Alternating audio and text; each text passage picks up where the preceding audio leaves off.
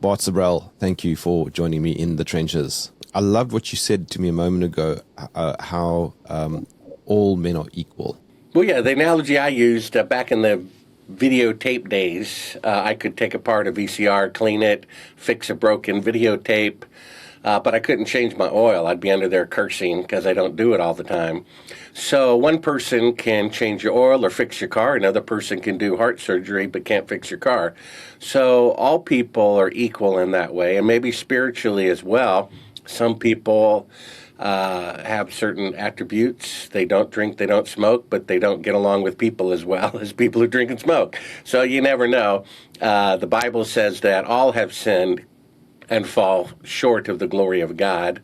No one is righteous, not even one. I know we're in the alternative media where there are poster child evil villains. You could say, I hate to use his name, but Bill Gates, for example. And one of the things that convinces me that Jesus is not of this earth is when he said, love your enemy. You see, the Muslims are bombing the Jews, and the Jews are bombing the Muslims, and the so-called Christian United States, they're bombing everybody else. No one is actually loving their enemy. And God says he doesn't want even the wicked to perish, but to come to repentance. So for one person to say, I only kill one person a month, and Bill Gates kills 300 people a day, so I'm righteous compared to him, not really. And Bill Gates is a lost soul. When Jesus was being murdered, he said, forgive them, for they don't know what they're doing.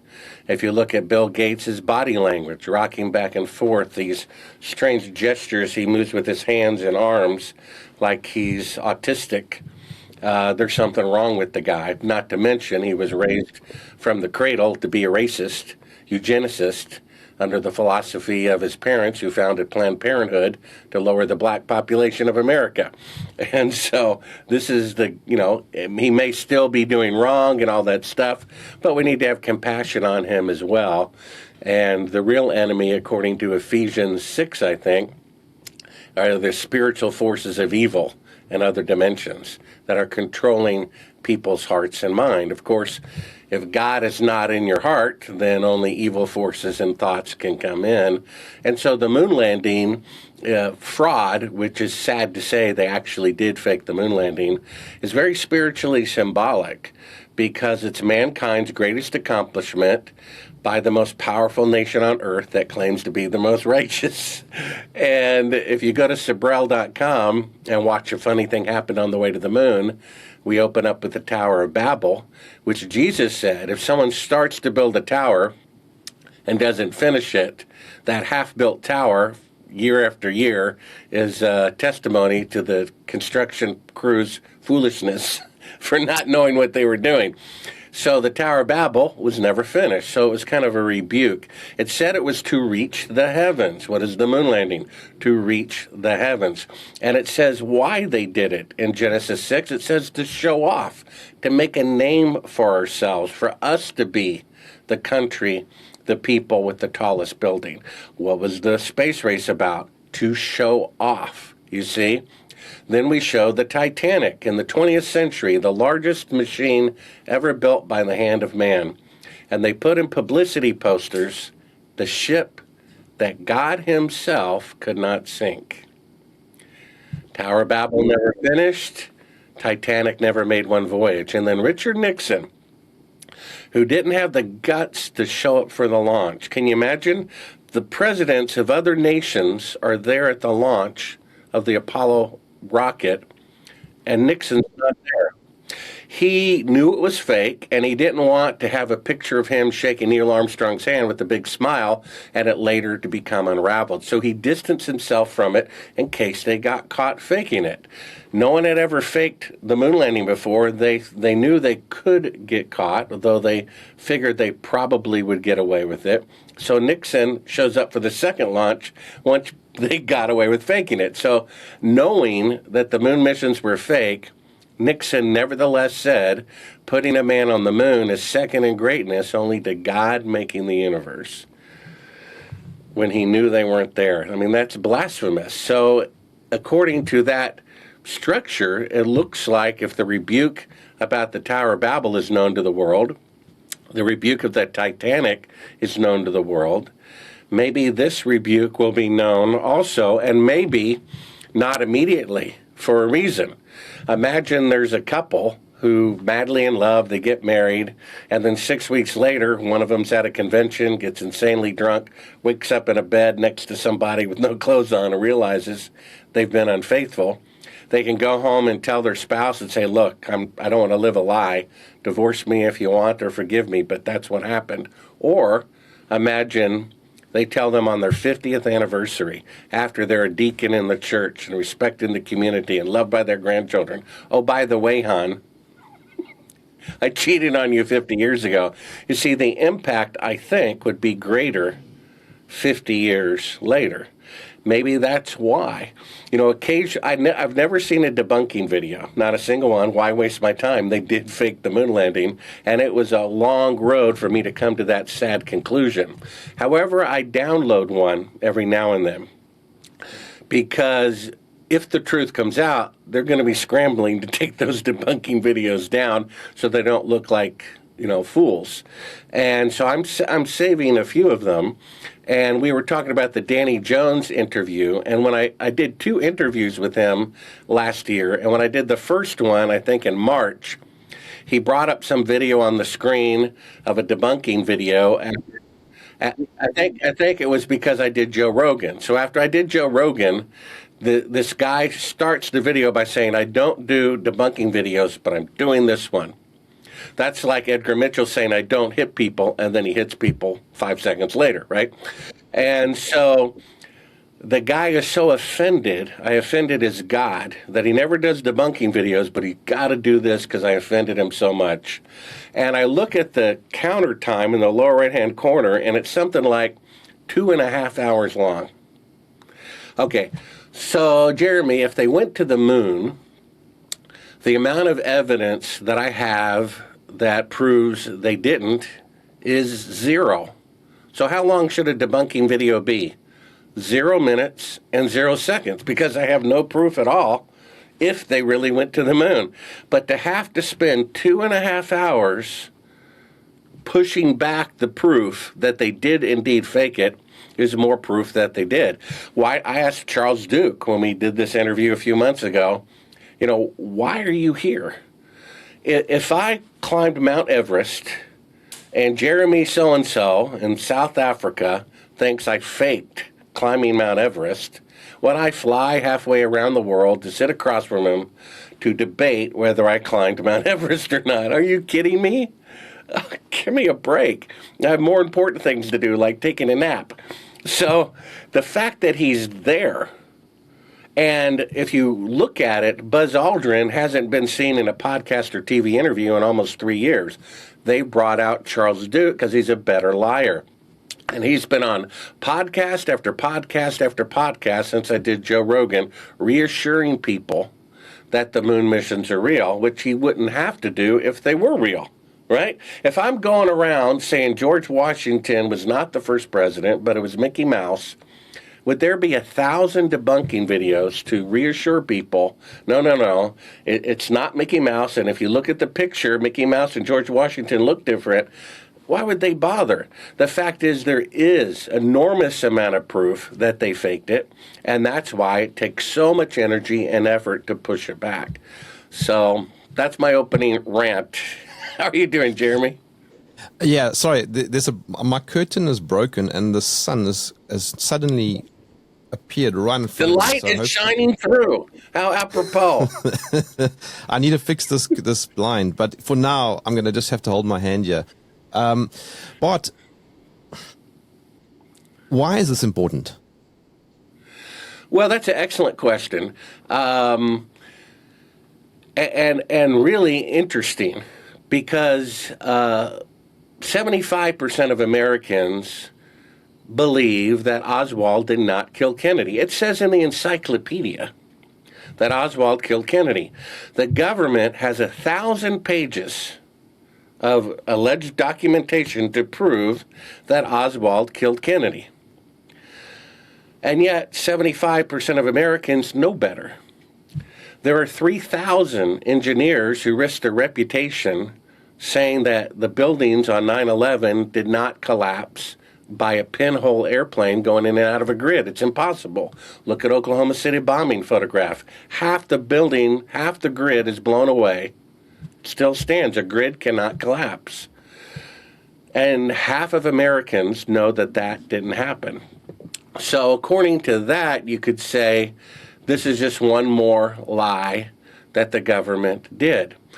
And I would agree with that. And why bother? It's just one more on the pile of a bunch of garbage the federal government did, except for the fact that they murdered people to keep it a secret. And that's not my opinion.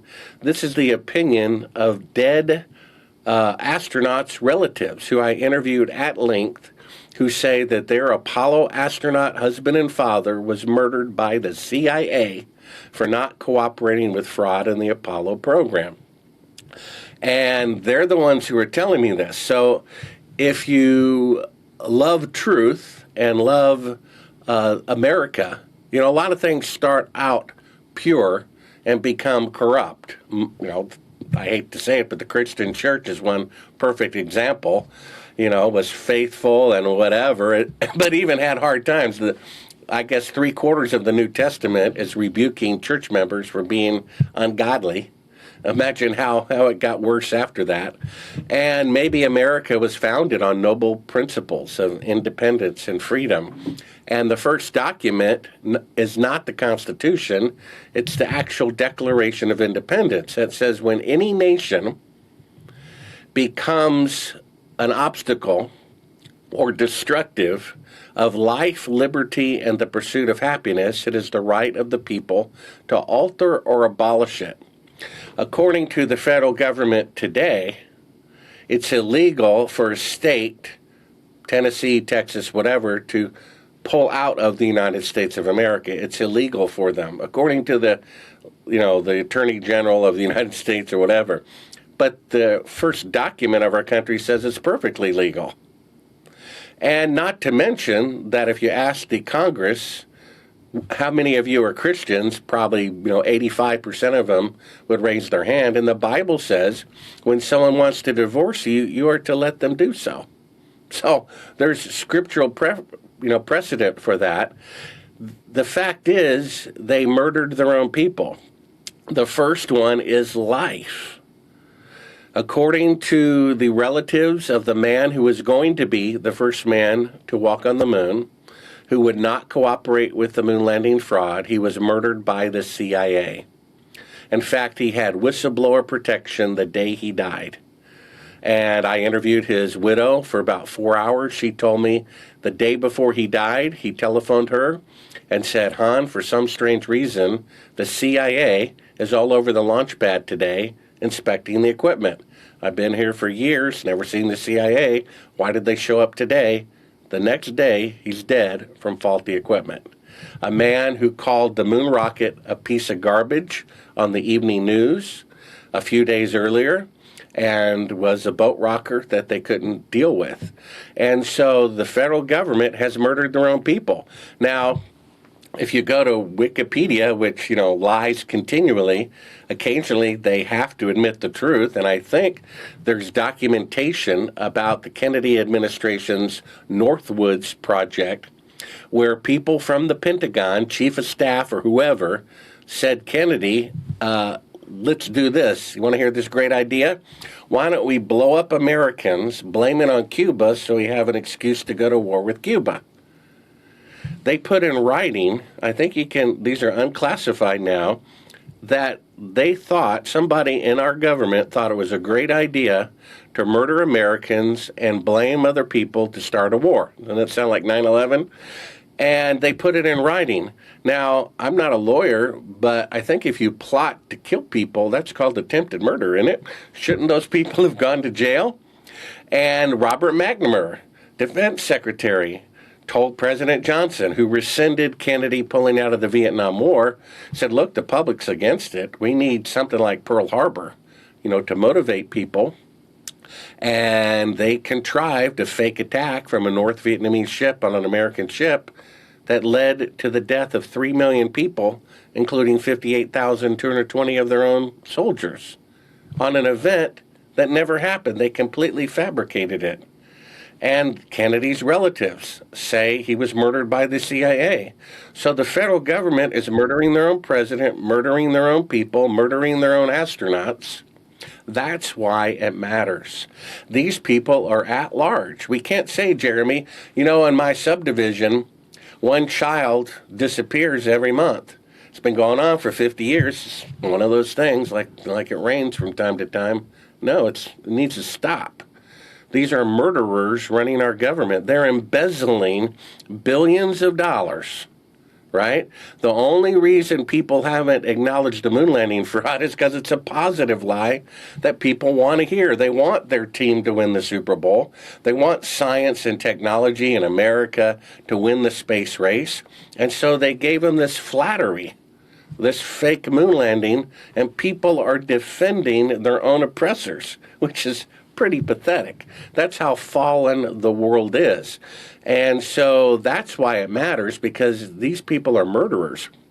They murdered numerous people. In fact, if you go to Sibrel.com, read my book, which is the behind-the-scenes investigation of my film, we have an eyewitness who saw them film the fake moon landing at Cannon Air Force Base, and who admitted as he was dying he murdered a coworker to cover it up because they were going to blow the whistle about it. So that's why it matters. Why did the U.S. government start the whole thing? Well, Kennedy wasn't a scientist. He was a visionary. And after America went into space, I think for 15 minutes, they just went from the East Coast to the West Coast. Kennedy comes up with this idea, why don't we try to put men on the moon, and we'll set a deadline to help motivate ourselves at the end of the decade. And he misspoke, right? They can't go to the moon today. With 50 years better technology, they can now only travel 1,000th the distance to the moon. Somehow, in 1969, they can travel 1,000 times farther into space than they can today. Really. Technology is greater in the past and in the future. He misspoke. And they wouldn't admit it. The faking of the moon landing proves our leaders are juvenile. I watched Stanley Kubrick's, what is it called, Dr. Strangelove last night. And the way that the generals and the president are talking to one another and the world leaders, they're a bunch of kids with machine guns. Well, they could have just told the truth. I'm sorry, we can't do it. But the fact is, my book is interactive. If you go to Sibrel.com, click on Moon Man video links. One of the links we show is the Kennedy assassination, the broadcast 2 days later by Dan Rather of CBS Evening News, who says, we're not going to show the Zapruder film because it's too horrific, but trust me, let me describe it for you. Well, we have synchronized it, or somebody did, and I copied it. They synchronized it with Dan Rather's description of it. And when he says the third fatal shot, Kennedy's head goes violently forward, his head goes violently backward. So in 1963, CBS told the exact opposite of the truth about one of the most important events in the country's history. That's what they did a few years later with the moon landing fraud. No eyewitnesses, no independent press coverage. You just have to trust Richard Nixon. Yeah, to tell the truth. This is the thing that has always got me. It's one of these events that you can't falsify because it's so far away. And so on the day, if there was a rocket that went up into the sky, anybody on the ground would have only been able to see to a certain distance. After that, you have to trust NASA. That's right. In fact, Eugene Krantz, who I've spoken to personally, said that someone in the command center can't tell the difference between a rehearsal flight and a, quote, real flight.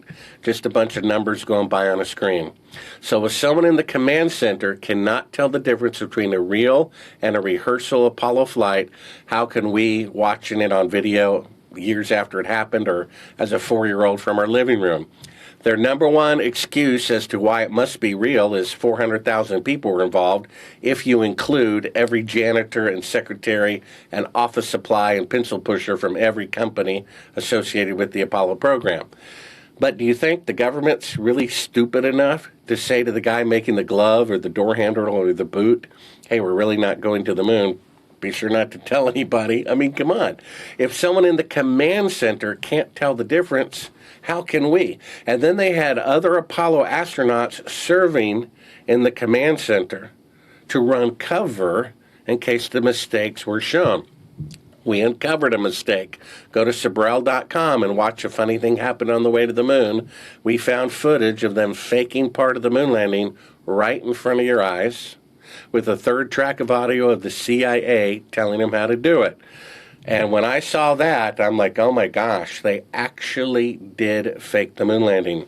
The Washington Post, who interviewed me, agrees that that proves the moon landings are fake and refused to run a story about it.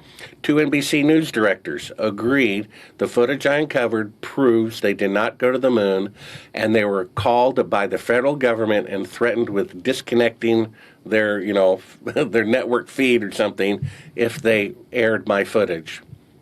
So it's not just me saying the footage proves it. Other people say it as well. Yeah, I remember watching, I think it was Jimmy Fallon or Jimmy Kimmel, one of those late night shows on which Buzz Aldrin appeared. And or was it Colbert or something? I don't know. It doesn't really matter. It was one of those late night shows in which he said, yeah, we saw you walk on the moon. And then Buzz Aldrin stopped him and said, no. You didn't see that. You saw, what did he say? You saw acting, or you saw a simulation. Well, he was talking about during the lunar descent. During the alleged lunar descent, they had like an Atari computer graphic of a little triangle with a pretty bad looking moon in the background, and it said simulation on the bottom of the screen. So they didn't have live pictures during the landing. They had live pictures during the trip to the moon. They had live pictures on the moon, allegedly, but not during the landing.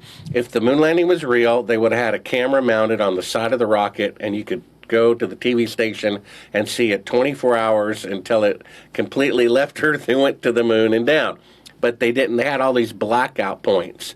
And then suddenly the lights come up and they're on the moon, and we have an eyewitness who says that moon set was filmed at Cannon Air Force Base a year in advance, June 1st, 2nd, and 3rd of 1968, and that the Apollo astronauts weren't even in the suits. They were standing there watching somebody else perform those duties. And it's very easy to fake something when you have no independent press coverage and the only proof is from the criminals who are perpetrating it. I mean, you have to understand the former CIA director who Kennedy fired was in charge of proving that Oswald killed the president rather than himself. Can you imagine?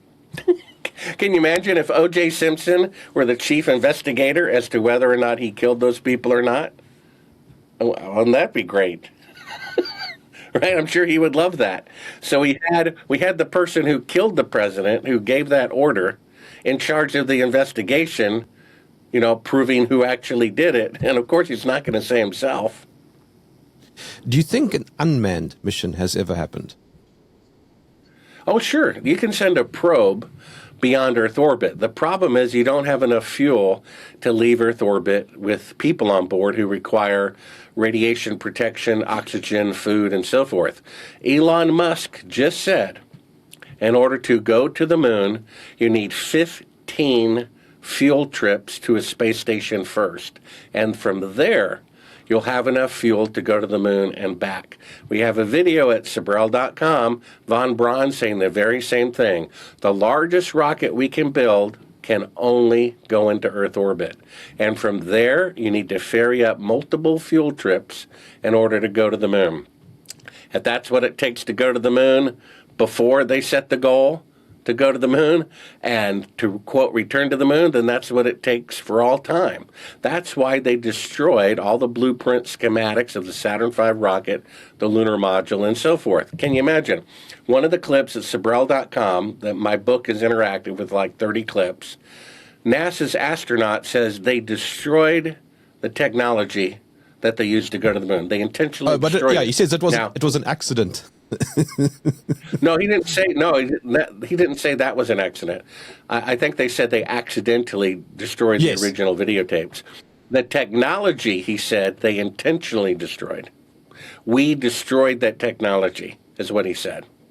Now, if there were ever a time in history in which you would destroy a technology, it might be the atomic bomb. Okay, we used it to end World War II. But this is too dangerous. Let's destroy the blueprints and have a international treaty to never let that genie out of the bottle again. But they didn't do that, did they? Just 10 years later, with the progress of technology, atomic bombs 10 years later were 1,000 times more explosive. So if they could go to the moon on the first attempt with 1/1,000,000th the computing power of a cell phone, we would have been on Mars 10 years later. We'd be in another solar system by now, and there'd be bases all over the moon. Why is it today, with 5 decades, better rockets and computers, they can only send a human 1,000th the distance to the moon? That's like saying Toyota, or better yet, let's say Lindbergh flew across the Atlantic in 1927, right?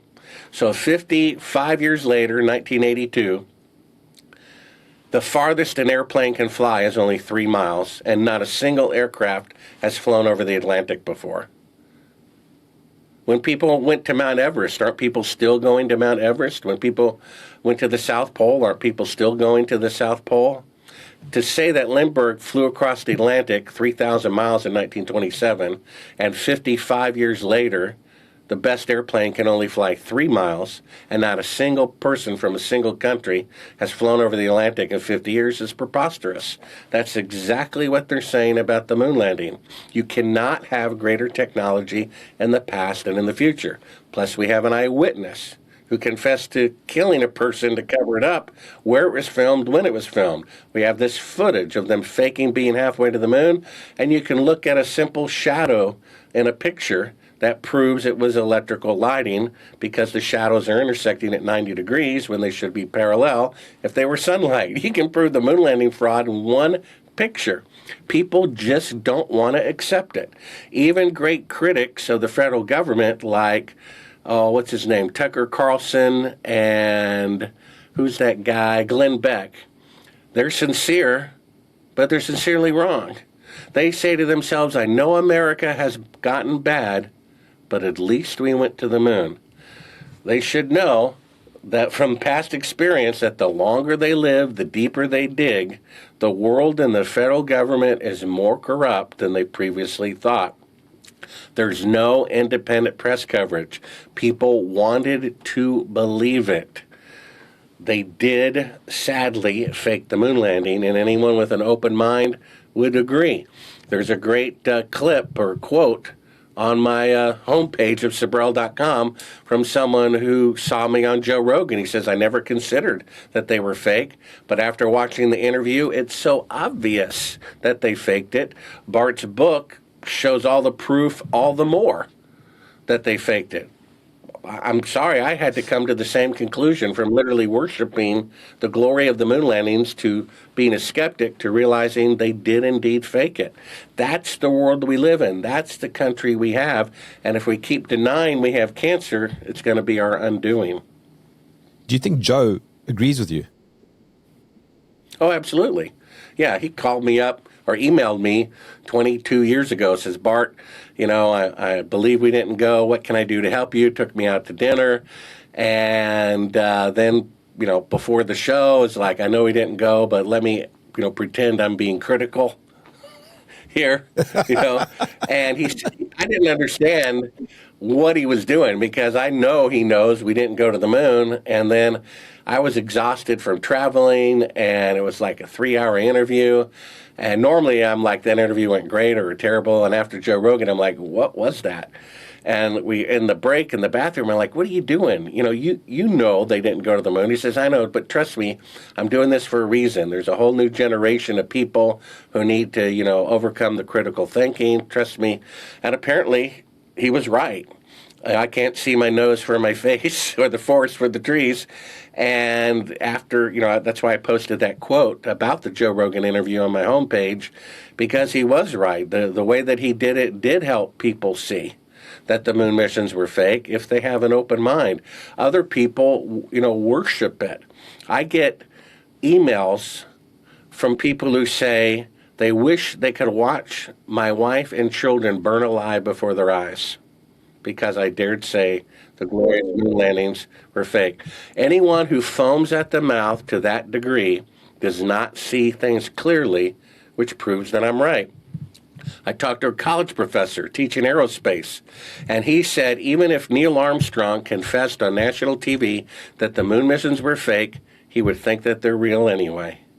People have no open mind. I just saw a clip of, what is his name, Neil deGrasse Tyson or something like that, whatever the guy's name is, which is a pretty bad spokesperson, in my opinion, for the scientific community. I like the Japanese guy. He does a lot better. But in any case, and he says, people who think the moon landings are fake or disconnected from reality or words to that effect. And it's interesting because those very comments actually apply to himself. He is totally disconnected from reality. And that person who's disconnected from reality is the spokesperson for the scientific community. When he's accusing the moon landing fraud people who realize it was a fake, is exactly true about himself. He is gaga worshiping the moon landing, not completely hypnotized. You have a hypnotized person who can't tell the truth from a lie, being the spokesperson for the scientific community of the United States of America, and calling the other people who are awake asleep when he himself is more hypnotized than anybody else. I think the bit that got me, the footage of the announcement where the 3 astronauts are sitting, I forget now, is it Congress or whoever it was? They didn't even make the announcement. I think it was the president who announced it. And they looked like they were about to start crying.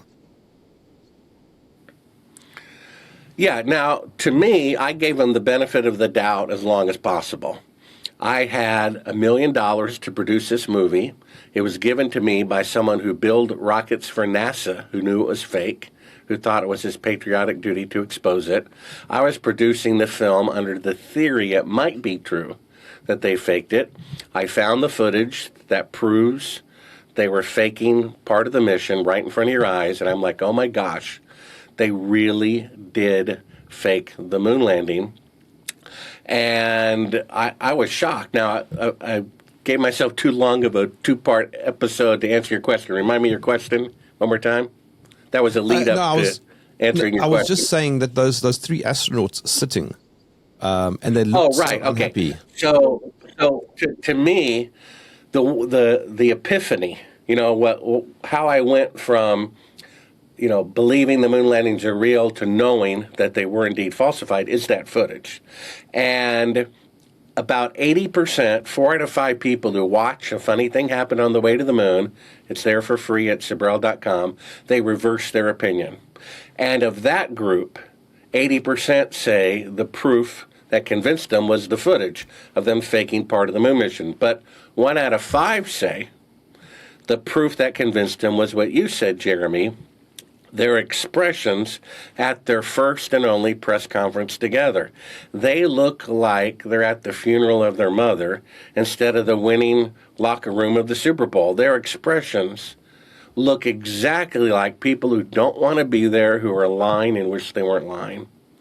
And they even have teleprompters hidden into the desk to remind the people who were supposed to be the only people who walked on the moon what that experience was like, and they're reading from teleprompters. And they look like they're at the funeral of their mother. You can they should see be it on their celebrating. faces, and a lot of people are convinced of that. Yeah, exactly.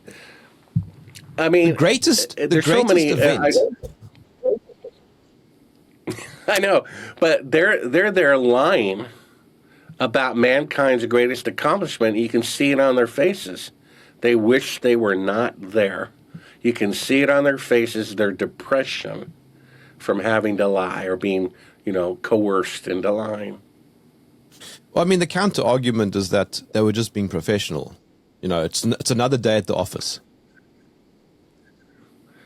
Well, I mean, my greatest critic agrees that the footage I uncovered is them faking part of the moon mission. So there you go. My greatest critic has to agreed that the footage I uncovered is the crew of Apollo 11 faking the photography of part of their mission. So if they really went to the moon, why would they be faking any of it?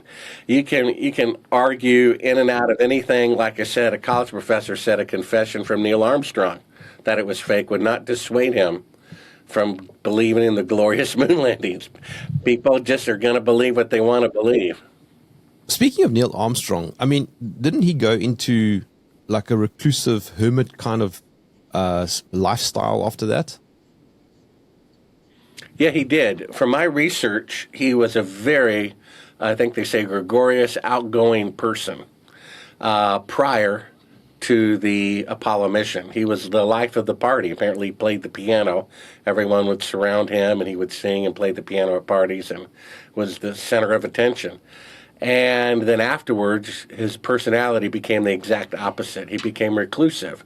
So here we have 3 people on the first mission to the moon, and 2 of the 3 will never give an interview unless the President of the United States asks them to do so. Do you understand that? They don't want to talk about it. I believe Neil Armstrong was threatened with the death of his wife and children, and that's why he grudgingly participated, looked like he was under the thumb to do it during the press conference, resigned shortly thereafter, and refused to ever be interviewed about it. That's why, because it was a lie. He was threatened. His wife was threatened. My source, who was at Cannon Air Force Base, who saw them faking the moon landing, I double-checked these details before I published my book with his son. And his son was visited just a few years ago by the CIA, and they threatened to kill him and his family if he ever spoke to me again about his father's participation in the moon landing fraud. So that's what they're doing. They're still threatening to kill people, and they are killing people. There were other Apollo astronauts, other than the first crew that was going to be, who were murdered. There were backup crews who were murdered. There were critics of the program who were murdered. And there's a co-worker at Cannon Air Force Base who was murdered as well. This is why it matters. They didn't just fake the moon landing and not kill anybody, at which point maybe I would admire their cleverness. They murdered people to cover it up. They're still threatening to murder people who will talk about it and expose it. If the truth makes us free, then lies make us slaves. So every American citizen is a slave of the corrupt federal government as long as the official policy is the moon landings are real. I cannot believe Trump wants to allegedly reform the government, and he refuses to use the number one tool at his disposal to do so, which is to show the American public they were made chumps 6 times in a row. They embezzled the sweat of their labor and murdered people, paid the salaries of CIA agents to murder Americans to cover it up. If President Trump showed that to the American people, he would have Republicans and Democrats saying, we didn't know it was that bad. Please clean house. It's amazing. The number one tool to reform the government, people are not using who say they want to reform the government. They're too embarrassed. They're afraid of what men will think. We need to be afraid of what God thinks. The certainty is we are going to die. And when I was first asked to make this movie, I turned it down because it looked like maybe they did fake the moon landing. And if I start investigating this, it could be dangerous. I'm not going to risk my life for what Nixon did all those years ago. But after I started reading the Bible about right and wrong, Judgment Day, I realized that faking the moon landing is actually more historic and more significant than if they had actually gone. Either they planted a flag, came back with 60s technology, even though they can't do it today, or the most powerful nation on earth falsified mankind's greatest accomplishment and murdered people to cover it up. If that's true, and I assure you it is, that's so much more profound historically than if they'd actually gone. So we have one of the greatest truths of history is the federal government faked the moon landing. That's how arrogant they are.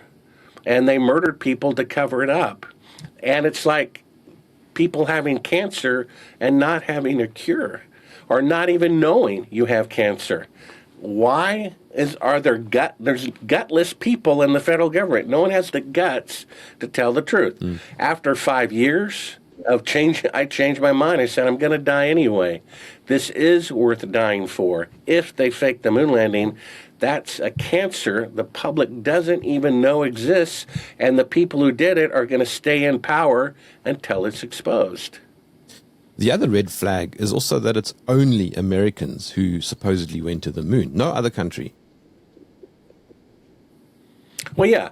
After the sound barrier was broken, how long before another nation broke the sound barrier? Probably the same year, I would think. After the atom was split in 1945, how long before the Soviets split the atom? I think 2 years later.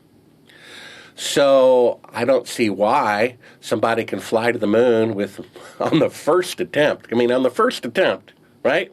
NASA has never kept a schedule in their entire existence, except the most complicated mission of all time. They were ahead of schedule. So if you could go to the moon, right, with 1/1,000th the computing power of a cell phone, anybody and everybody should be able to go to the moon today. And yet they can't. I got an email 3 years ago from one of my critics saying, Artemis is going to have people walking on the moon next year. What are you going to do then? I said, I assure you they will postpone it. Got an email 3 days ago. Artemis is going to have people, on the moon or orbiting the moon this year. What are you going to do then? I'll tell you what. I will wager you $1 million, 1,000,000 to 1. That they will not keep their schedule, right? I'll pay you $1 billion if they keep their schedule, and you pay me $1 million if they don't. Right? $1 billion. I guarantee you. I'll give you 1,000,000 to 1 odds on $1 million that they will not keep their schedule.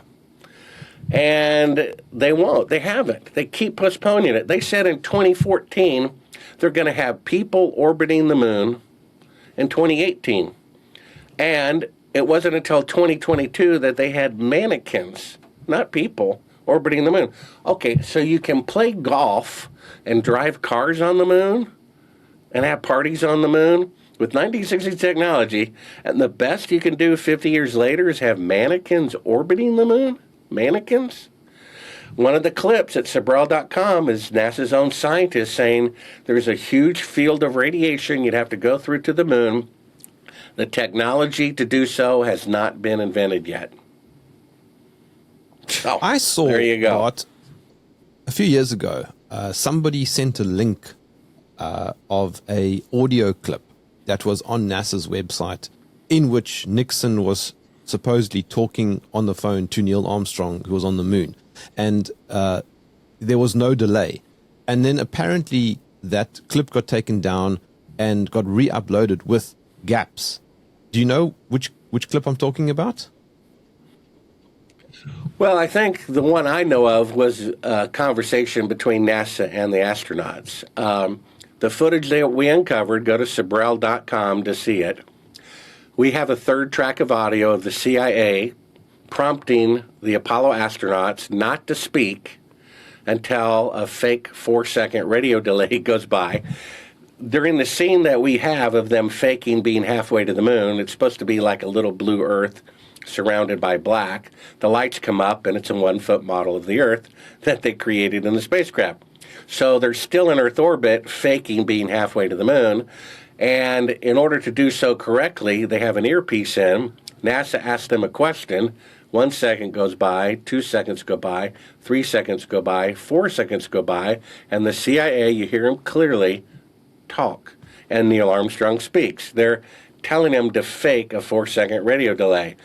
Apparently faking going to the moon 6 times, they made a few mistakes here and there. And sometimes the conversations between Houston and people allegedly on the moon was instantaneous. How are you doing? Fine. The fact is the delay would be much greater than they estimated. Even today, if you're on NBC News in South Africa and I'm in the United States and I say, Jeremy, how's it going? It'd be 2, 3. Oh, yeah, I'm doing fine. That's just on Earth with digital equipment. Can you imagine the delay through all the analog equipment, all the phone lines the signal had to go through? It would have been a much bigger delay than they estimated. But they were estimating. And sometimes the delay was there and sometimes it wasn't. Oops, they forgot. What does your research say, though, about the Soviets? I mean, this is a question we always hear. But the Soviets, why haven't they exposed the U.S. government? Well, yeah, the number one argument is it involved too many people. You can't keep a secret from that many people. And like I said, the guy in the command center can't tell the difference between a real flight and a rehearsal flight, according to the flight director. So that argument doesn't fly. And then the idea that the Soviets or the Chinese would blow the whistle, that's not true either. I know someone who works in the Chinese Space Agency. He says everybody there knows the moon missions are fake. They're blackmailing NASA for keeping it a secret. Congress passed a law about 4.5 years ago forbidding the United States to sell any technology having to do with outer space to China. But they're doing it anyway. NASA is giving them duplicate plans to the space shuttle, the space station to China in exchange for them not blowing the whistle about the Apollo program. They have pictures of the landing sites where either, the equipment there was put there long after the fact or there's nothing there, some sort of proof. And so they're blackmailing them. Putin's doing the same thing. We have a video on my homepage of, I think something happened 3 years ago and never made the news. 3 years ago and it's never made the news. Okay, so 3 years ago, there's a convention in Moscow of AI technology, the greatest AI technology available, just like the latest cars at car conventions or cameras at camera conventions. So they have Google's neural network, not available to the public. It's not ChatGPT doing one. It's 10 AIs hooked up together, super brain. And one team who's allowed to play with it for a few days has it write a symphony, takes a couple of seconds. Some have it write a novel, takes a couple of seconds. And it has this deep fake detector program that's never been wrong. So they feed it pictures of the lunar surface from the unmanned Chinese probes from 2018. It says they're real. The foreground and the background are continuous. It's really the lunar surface. Then, in comparison, they feed them pictures of the Apollo missions. Every single Apollo picture the computer said was fake had a fake backdrop. So at some point, the pixels in the soil were real, and then suddenly they became disjointed, out of line, or whatever the computer detected. It said every single Apollo picture had a fake background, meaning it was on Earth. So he just had the smartest AI in the world say the moon missions are fake. Putin was there. There's a video at Sibrel.com of Putin being shown the results of the AI. Doesn't look surprised. In fact, he looks discouraged that maybe he won't be able to blackmail the United States anymore. And that's, in fact, what a smart chess player would do. I could have a picture of a world leader with a prostitute, upload it to the internet, and ruin that person's career. But then I can't sell the picture for $1, can I? Or I could blackmail them. 1 million this year, 2 million next year, 10 million the year after that. And that's what China and the Soviet Union are doing. They're blackmailing the United States. Another good reason for the truth to come out. In that case, Bart, what is the difference between Hollywood and NASA? I don't know. Hollywood might have a bigger budget.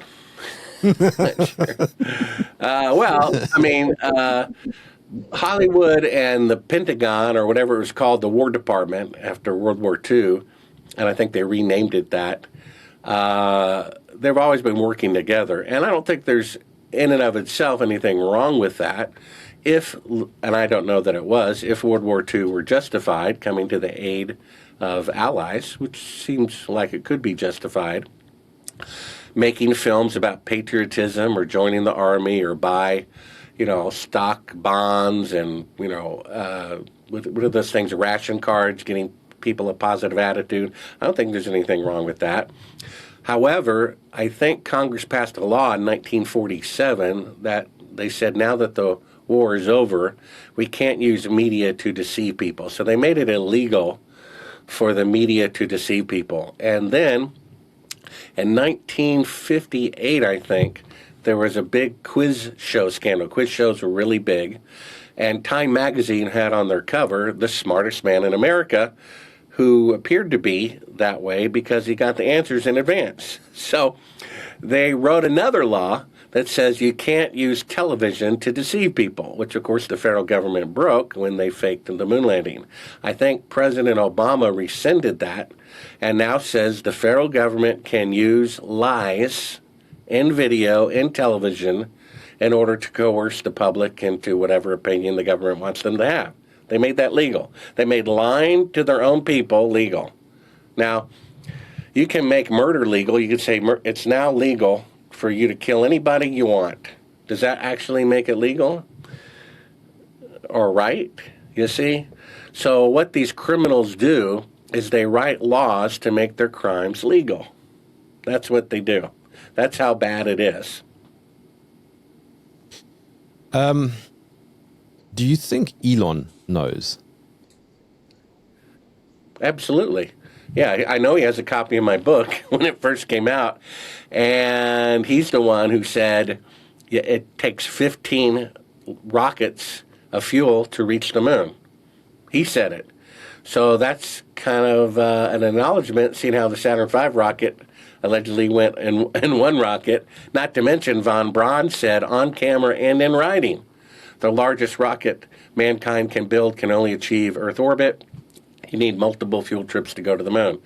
Then he also said the Apollo success is a historical and technological anomaly, meaning out of logical sequence.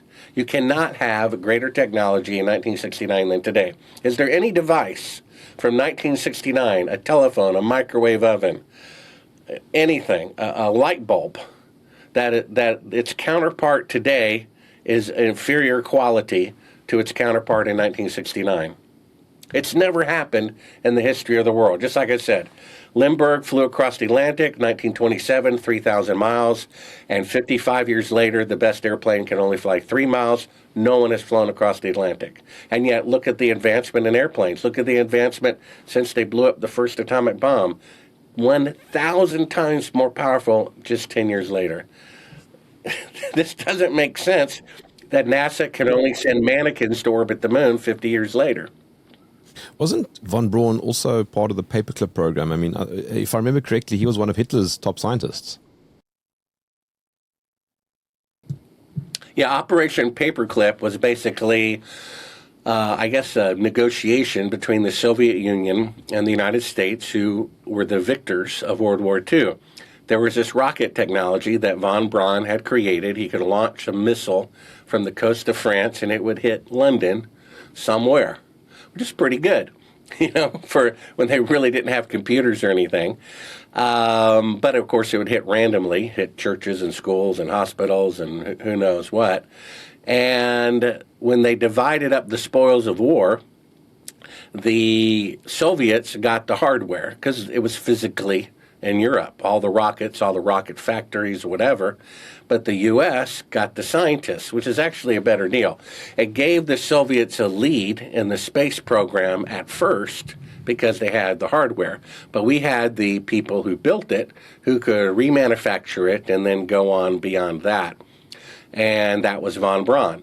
According to the State Department, he was about to be prosecuted for war crimes during World War II, had he not predeceased their indictment. They were a year or so away from indicting him for war crimes because he participated in the killing of many people in his factory who worked too slow or whatever, who were Jews who were enslaved to build rockets or whatever. So that's the Nazi guy who faked the moon landing, and he was in charge of the space program. It's kind of sad. And what fascinates me also, Bart, is how the entire thing just stopped. Well, no, I mean, you have solar panels that say they're equivalent of going to the moon. When you had the first solar panel come out, and it was super duper expensive and limited capability. And then, later, a year later, they were a little bit cheaper and the wattage went up. And then they became even cheaper and the wattage went up. I have solar power, and just in 1 year, I think a panel went from 500 watts to 600 watts. That's a 20% increase, and without an increase in cost. The batteries went down in price for the amount of kilowatts that they do. So why wouldn't space travel be the same? Space travel should have gotten easier and cheaper. Yeah, what I'm saying is, after the US supposedly won the space race, nobody decided to continue the space race. The Soviets just stopped. Well, it's not so much a space race as it is just a normal advancement of technology. Like take it in America. The Pilgrims landed on the East Coast, and every decade, every generation, they went further west, further and further and further west, until they couldn't go any further. Actually, they could. They grabbed Hawaii a little bit later.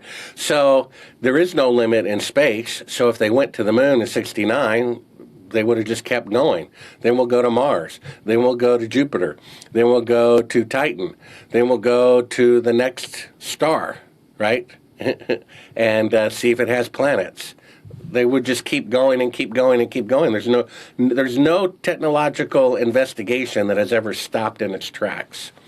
Even today, you have nuclear power is becoming proficient and safe.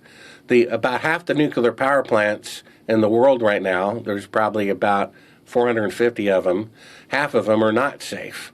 If they had an electrical shortage, because they don't generate their own power, that's what people don't realize. Nuclear power, the power only goes outbound. They're actually receiving for their light bulbs in the nuclear power plant from the power station. So if there were a blackout, a brownout, a solar storm, they would run out of power. And they have backup generators, about 2 weeks of diesel, but if that goes out, they'll have a meltdown. So half the nuclear power plants in the world will have a meltdown if there's a solar storm that kills the grid. But the other half are newer, and they're resilient, and there's virtually nothing you can do to destroy them or to cause them a leak, allegedly. So that's the way progress should be with space travel as well. We should be able to go into outer space cheaper, faster. There should be, houses and ballparks on the moon, a dome where you can play basketball on the moon in 1/6 gravity, and anybody can jump up and slam dunk. I mean, imagine the money Hilton hotels can make off of that. If there's a way to make money, people would do it, if it's possible. The South Pole has 100-mile-per-hour winds, 100 degrees below zero, but there are people there. Why? Because it's possible. It took 6 times to reach the South Pole without killing the crew, and that's here on Earth. And yet they went to the moon on the first attempt, right? It's never happened in the history of exploration, right? And if they could go to the moon, there'd be bases there as well. There aren't bases there simply because it can't be done. If it could be done, there would be bases there. It's pretty simple. That's the amazing thing. To see that the moon landing is fake is pretty simple. Just read my book or watch the movie, and you'll realize they did indeed fake it. The problem is these people are at large, and if the truth doesn't come out, we're doomed. And so this is highly significant that they faked it. They murdered people to cover it up. They're still threatening, as of 3 years ago, to kill innocent people to keep this a secret. That is a tyrannical government that needs to change. Do you think they ever will go? Tell the truth about it? Well, from a secular point of view, probably not. And what I think they'll do is they'll keep postponing. I mean, I think they've postponed returning to the moon 10 times so far. 10 times. They've said they're going to go to the moon in 5 years, and with 50-year better technology, they can't do it. And yet somehow they can do it in 8 years with untried computers that had 1 millionth the possibility of a cell phone. So I think they're going to keep postponing it until some international calamity happens, World War III, or an asteroid strike, after which no one's going to care who killed Kennedy or whether the moon landings are real or not. However, there is the spiritual way of looking at it. As we started out, the Tower of Babel was a rebuke known to the world. There's a famous writer, Ellen White. She said about the Tower of Babel, the monument to their pride became a memorial to their folly. Imagine that about the truth coming out about the moon landing. The monument to their pride became a memorial to their folly. And so I think, from a spiritual point of view, God may reveal or force the revelation to come to light that they did fake it as an end times warning to show us how far we have fallen. All right, Bart, if you'll excuse the pun, but we're coming in for a landing. Your website is sibrel.com. Right. That's where you can find your book, or books and film, which I think is quite good. I've seen it twice, in fact. Anything else that you can end off with? Well, if the powers that be want me to shut up about the moon landing fraud, I'm trying to produce my first feature film. The producer is Kevin Sorbo, who also plans on starring in the film. We're trying to raise $7 million. It's a secular film that's kind of a fantasy, spiritual fantasy, I might call it. That's my next project. If I become a feature filmmaker, I'll shut up and never talk about the moon landing fraud ever again. So, Deep State, send me some money. Bart Sibrel, thank you for joining me in the trenches.